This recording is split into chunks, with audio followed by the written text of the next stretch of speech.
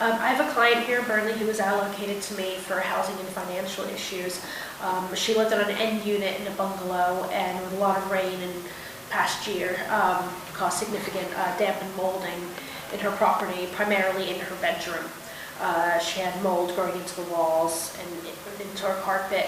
The landlord did repair the damp and mold damage to the walls, and their furniture was replaced. However, they were unable to replace her carpet, and this has caused her significant stress and breathing issues because the mold was in the carpet under her bed.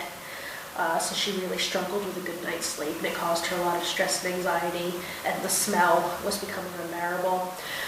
So I had a look around, and I found an organization who could help with replacing her carpet. She did fit the criteria for this under her circumstances and with her health conditions. So I gathered up some quotes from some local carpet fitters, and we submitted the application, and her grant was approved. Her carpet was replaced last week, in fact, and since then she has been sleeping through the night. She's feeling a lot better. The smell is gone already, and the room feels warmer as well because the previous carpet had no underlay. It was very, very thin. So she's feeling a lot warmer and safer and more secure in her bedroom. And she's a lot more optimistic about her upcoming operation and being able to recover because she will be in bed for quite a while. She also had some other financial issues. She is struggling, especially with the rising fuel costs. So I made a referral to Groundworks Energy. They came out and did an assessment of her property, and they did note how cold it was.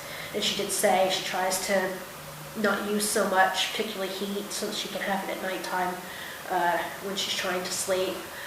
They provided her with some fuel vouchers in November, and they did put on the books that she would automatically get some more just before Christmas, so that she'd have a warm Christmas at home, which she couldn't remember the last time she had. And for the first time in a long time, her grandchildren were able to come over for Christmas because the house was nice and warm. We also had a look at her other bills, and the cost of her internet and cable had gone up. She was a bit nervous making a phone call to the provider. I did encourage her to do this herself. They would need to speak to her as the account holder anyways, but I did encourage her and sit with her. And she made the phone call, and she got a much better deal that she could afford for another year, so she was very excited about that. She did ring me afterwards to thank me. She didn't think she'd be able to do something like that, but she's much more confident with doing that sort of thing now if something like that comes up again in the future. So all in all, she's doing much better now. The house is a lot warmer, and she feels a lot more secure.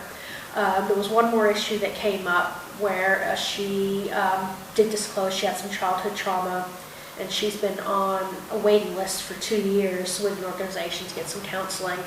I told her I would look into it, and upon ringing them, they did say they had a referral, but she preferred to wait until face-to-face was available. The problem with this was that the face-to-face was quite a ways away, and she couldn't get there. So I had another talk with her, and I did recommend to her that she try phone counseling. I know she preferred face-to-face, but she said she'd give it a go over the phone because it was just going to take that much longer to wait for something face-to-face, more local. So she is receiving her telephone counseling. She didn't realize how much she needed it until the support started happening. So all in all, she's feeling a lot more optimistic about everything. She's in a warmer home, warmer bedroom. Her finances are a little bit better, and she's looking forward to the future.